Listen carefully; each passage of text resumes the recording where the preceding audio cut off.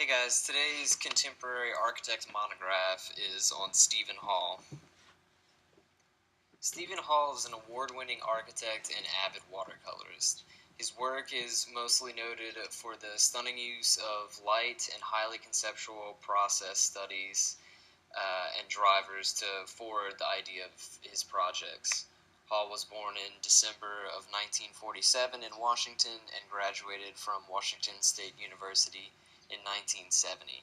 After graduating, he went on to pursue architectural studies in Italy. While working in Milan, he created a set of diagrams that would not only be the major start of his career, but also continue to be used and added onto for years to come. The diagrams were entitled The Prepositional Relationships Essential to Urban Spatial Organizations. Later they will be called correlational programming. And they involved relationships like between, above, beside, below, and so on.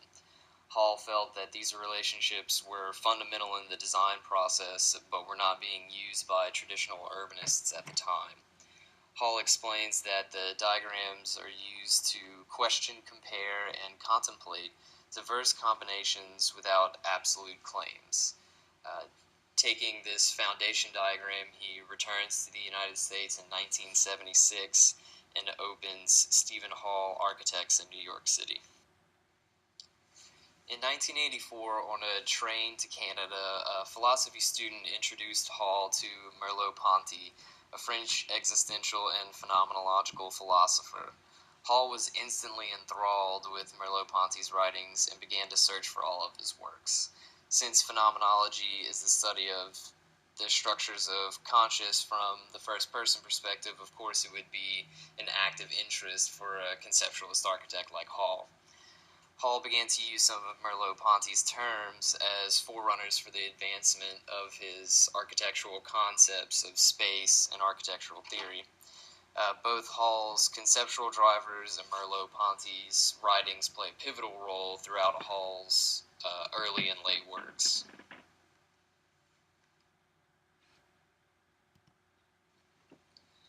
One of Holl's early concepts applied to all of his work is the concept of anchoring, where Holl calls for architecture that is specifically grounded to the site on deeper reflections of the uniqueness of the site and the experiential potential of site and program.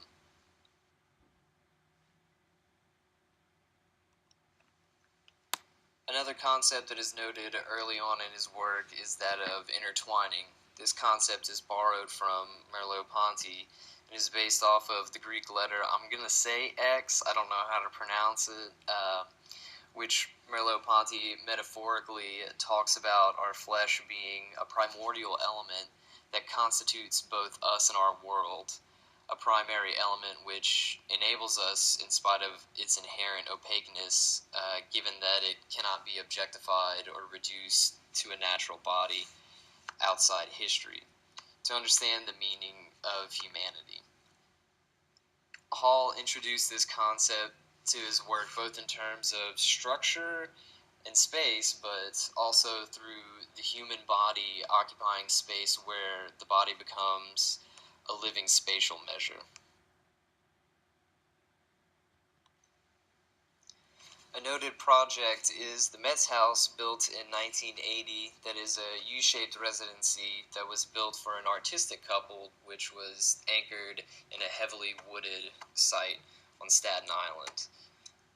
The concept of intertwining is prevalent in the division of space between the masculine dark and the introspective side of the sculptor's wing and the feminine light extroverted space of the painter's wing. While seemingly separate spatially and programmatically, Kenneth Frampton describes the space as being very surprising because of its metaphorical sexual unity between the spaces through the use of ramps and stairs and like neutral space with a contemplative tower of neutrality.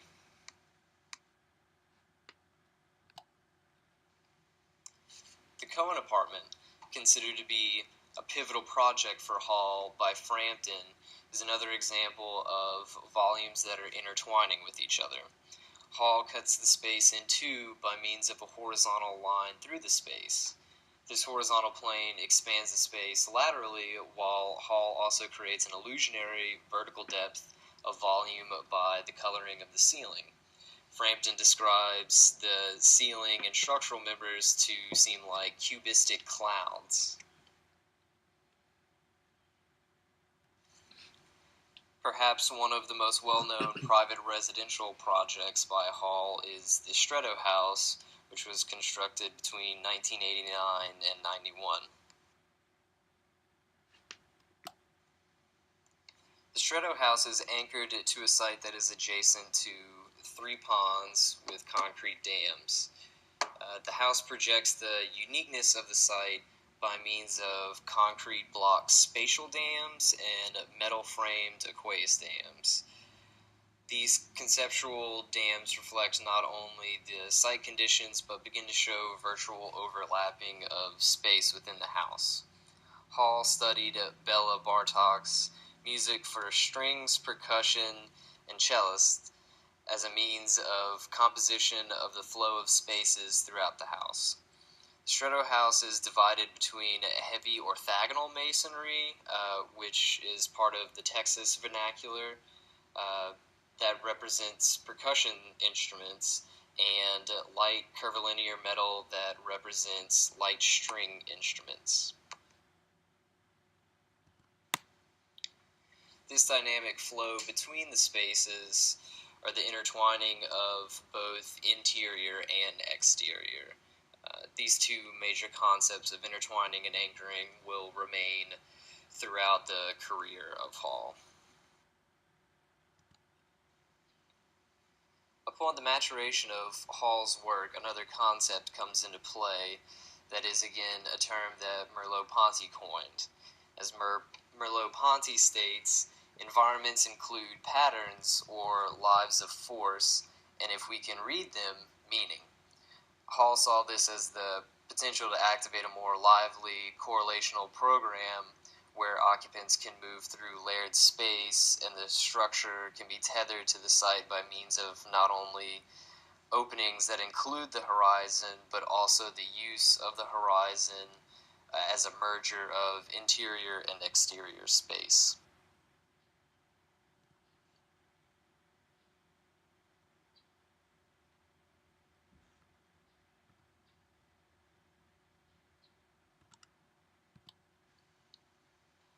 Porosity that could happen on any level, both vertical and horizontal voids, and also internal and external voids.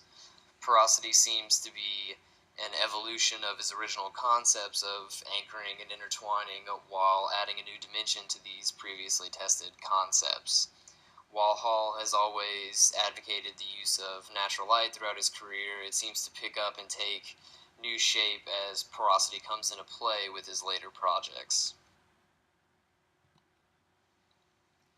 The Chapel of St. Ignatius is a highly conceptual project where the dynamically lit spaces create a porosity of light throughout the church. Based on the different segments of the faith of the congregation, Holl breaks up the spaces into bottles of light where there's a conscious mix of natural, diffused, reflected, and colored light. The connection of the spaces is the procession through the space that envelops the occupant in color as if to have people traverse through stained glass. This is an external shot of the chapel with a reflecting pool in the front.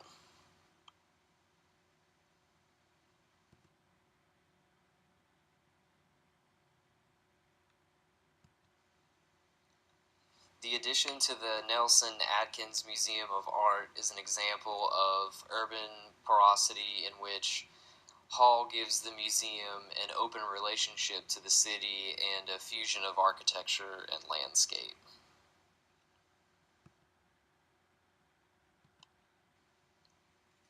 The various masses on site serve as blocks of light that are lenses with multiple entry points through both the structure and the sight from the city. This openness creates a double space and a porous territory as an advanced anchoring to the urban environment. Here are some interior shots where correlational programming and intertwining of spaces are in effect.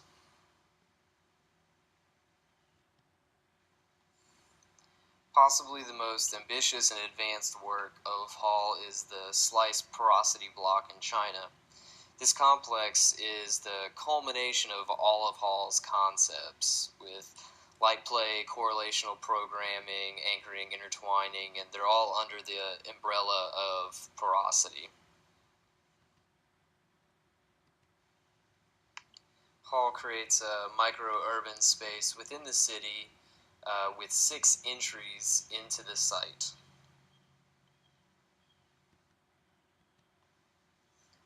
Holl maintains porosity on all levels of the space, from 3 large valleys that cut between structures to vertical cuts between the structure with forms that allow for maximum natural light through the spaces, and even using reflecting pools on the ground level as skylights to the parking below on the substructure.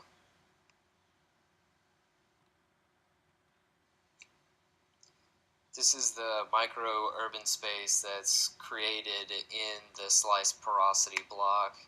And if you look to the right, there's actually the one and only structure that Labius Woods has completed. I think it's called the Light Pavilion. It's pretty interesting work. Hall's highly conceptual diagramming have led to a myriad of concepts that have been stacked and compounded into his work and will continue to push the boundaries of architecture. And that concludes the presentation.